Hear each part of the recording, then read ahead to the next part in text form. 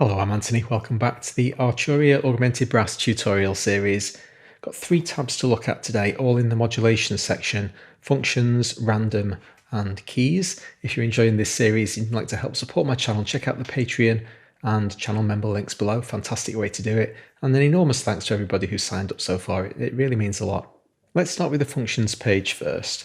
A function is basically a glorified envelope.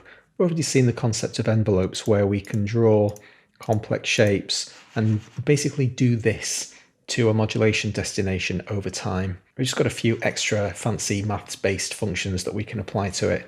But let's start nice and simple. We've got this shape. Now I want to assign it somewhere. So I'm going to jump back over to my layer and assign it to the cutoff. So when I click the plus button, I can now choose function 1, dial some of that in. And I've just realized I've left my cutoff at maximum, so it had nowhere to go. So there's this function drawing that shape on the filter cutoff by this amount every period of time specified by these parameters here. Let's have a quick look at them. So we've got 7 points. Each one of these points is a node. When I select it, I can individually edit that point. Pretty easy to see what's going on there. I can scale the entire thing. Now, if you ever enter a preset where you've got basically a flat line inside the function, you might see these dots kind of floating in midair. What's actually happened is that the scale's been altered. If I pull scale down, you can see the maximum extent of each one of these nodes never quite reaches the stable fixed point. And at 0 or 12 o'clock, we've got basically a flat line, and it's not immediately obvious how you're supposed to manipulate the graph. It just means it's been scaled. Let's hear the scaling in action. So I'll double click the control, get back to 100% scale. There's the LPF, the filter being applied fully. Now as I scale it down, you can hear the cutoff is being moved less. Pretty intuitive. It's a really flexible, very nice graphical environment. So these dots are always fixed in place regardless of the scale control. But as you can see, as I move them, the node to which that point is assigned is scaling correctly. At the moment, our rate is synced to the host tempo. If we knock it into pure hertz, now we're going to get a straight readout of exactly what's going on. Let's get it moving more or less 1 cycle per second. This function is currently polyphonic, which means for every key that I press, it's going to get assigned its own dedicated function. And now obviously the graphical interface can't really keep up with the fact that there are 3 different functions running in the background there. But they're all very obviously moving at different speeds, as opposed to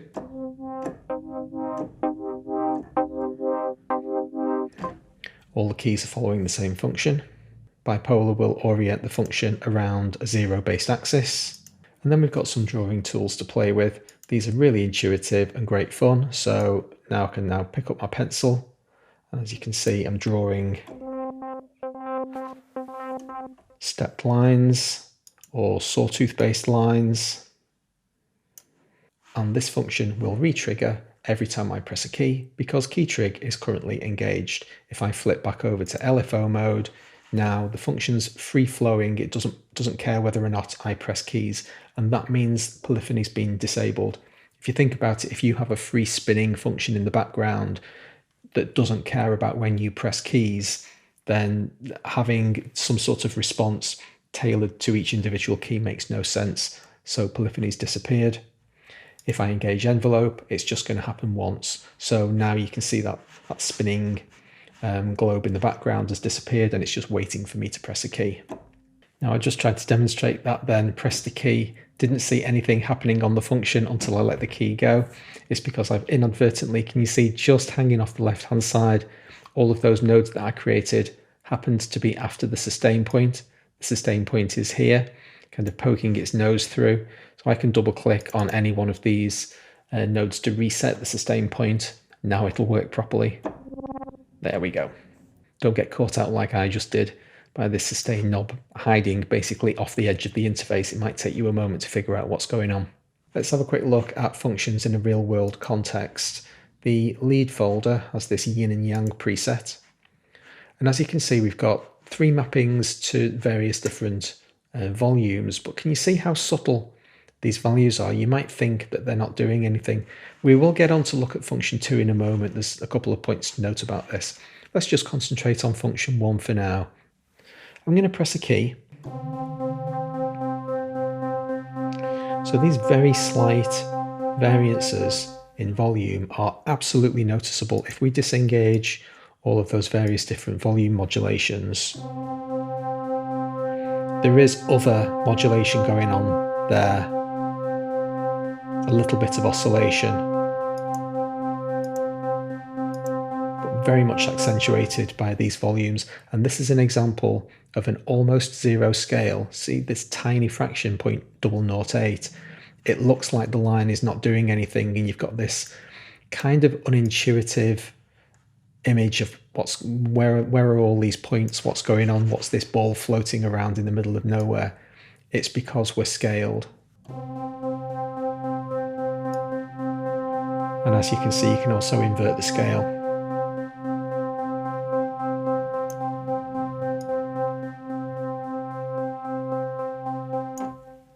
Now then, let's have a quick look at function 2, because this is interesting.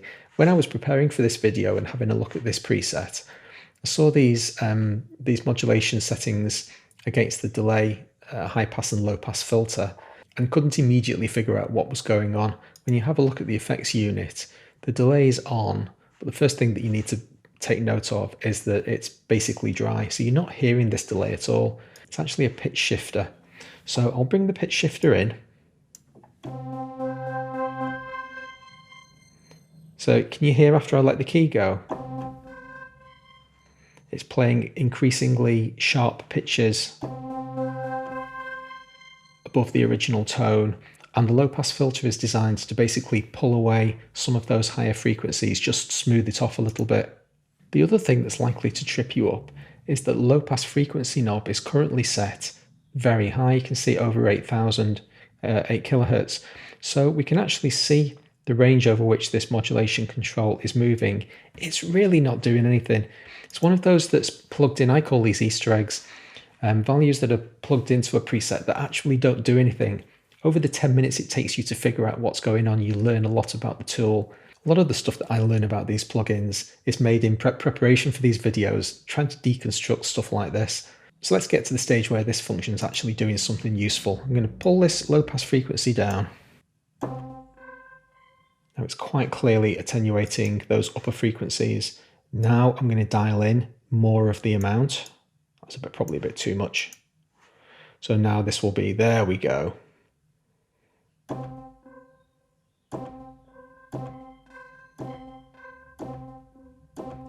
Now we've got a genuinely useful function. Obviously pushed it a little bit too far for the purpose of demonstration. But now this pretty simple triangle shape that really isn't doing anything until you push lots of parameters in the back end in order to make these things work a bit harder. Now the function is actually doing work.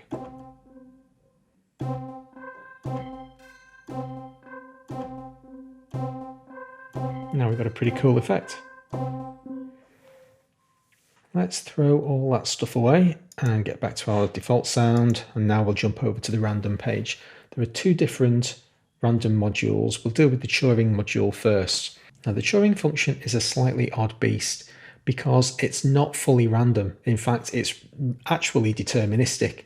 If we watch this thing for long enough with the correct settings, you can actually predict exactly what it's going to do. But it has a kind of pseudo element random to it, and it just pulls back from the complete chaos of the second module that we'll look at shortly, sample and hold. I'm going to get the Turing module to a point where it's actually doing something completely predictable. I'm going to set my rate to about 4 Hz. So I'm just on my simple default layer here with my standard sustain loud sample. I'm going to set the length to 3. I'll explain what it does in a moment. And flip down to 20%. Now I need to assign this to my filter cutoff so that we can hear what's happening. And once again, forgot to turn my cutoff down. So So you can hear there's quite clearly some sort of discernible pattern there. If I turn the flip up to 100%, it's going to be absolutely consistent. You're going to get the same sound over and over again. So that's clearly not a random module. You can see exactly the same shapes being drawn. After the module has output 3 randomly selected control voltages, that's what the length is, those control voltages are flipped and played backwards. So for every minimum value, you can see a maximum value. And then this one at roughly, 15%. There's one up here at 85%. What you're seeing here is a representation of a flipped mirror image. Every control voltage down at the bottom of the grid has an identical equivalent up at the top. So it's been rotated around the center point, pretty much where the point of my mouse is here. If I increase the length to 4, now you're going to get 4 steps in each direction, and it's a little bit more difficult to actually see. 1, 2, 3, 4. So if we pick this lowest one as step number 1, then the highest one is going to be step number 5. 5, 6, 7, 8 is the mirror image of 1, 2, 3, 4. The important takeaway is that you get some sort of consistency to your randomness. So it's doing exactly the same thing every time. If we turn flip down to 0%, it looks as if this shape is much simpler than the 4 length pattern that I've actually programmed in. That's entirely by chance. If I spend long enough setting in random settings to this thing, eventually I'll choose a length 4, there we go, that has a different pattern. So predictable in its randomness, exactly the same settings. And now we have a completely different readout. It will, however, do this and exactly this thing forever until I change these controls again. Sample and hold is a much easier beast to understand. This time the control voltages are genuinely random. The length of time that we spend at each stable control voltage is set by our rate. So if I pull the rate right down, we're now going to spend 5 seconds at each individual control voltage, 0.2 Hertz, before we change to a new random control voltage. It's always possible that it could choose the same control voltage twice, but unlikely. And as you can see, changing its mind every 5 seconds.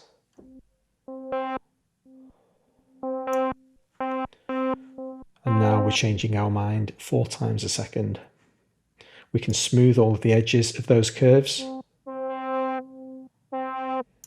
And again, we can make it a one-shot deal. So it's going to basically wait for our keyboard and then do its thing. If I play enough notes eventually, there you go.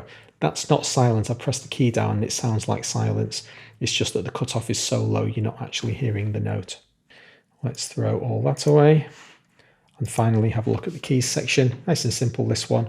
These editors don't quite have the functionality of the function page. They're basically 4-point functions. So now, as you can see, it's not letting me introduce any more values, but we've now got reasonably complex control over our velocity curve. The control down at the bottom of the interface is our primary velocity sensitivity control. I'll just get rid of this silly velocity map. So this is our velocity control, so bring that all the way down. Now I no longer have velocity sensitivity. I'll press a key as quiet as I can. Pretty obvious that. And then we've got glide. So it's going to take 1 second to glide from this note to that note. Now at the moment it's set to always, so if I press a 3rd note on the keyboard, another octave higher, it glided up to that note. If I choose legato, glided isn't a word, it's an Eddie Izzard joke. If I now press legato and press a note 1 octave lower, you get that absolutely stable note. So you'll only get a glide in legato mode if you're holding multiple keys down simultaneously. Pitch bend just tells you how far the pitch bend wheel will respond. 2 semitones, pretty obvious. And voice steal has 2 options. So basically the only difference between reassign and rotate is that reassign will always use voice number 1. If you press a single key, if you play like a monophonic solo, every note will use voice 1. Whereas in rotate, it'll use voices 1, 2, 3, 4, 5, 6, 7, 8. Don't particularly worry about it. It doesn't have that much effect in this particular plugin. And that'll do us for today. Hope you enjoyed the episode. Please hit like if you did. I'll see you next time. Thanks a lot.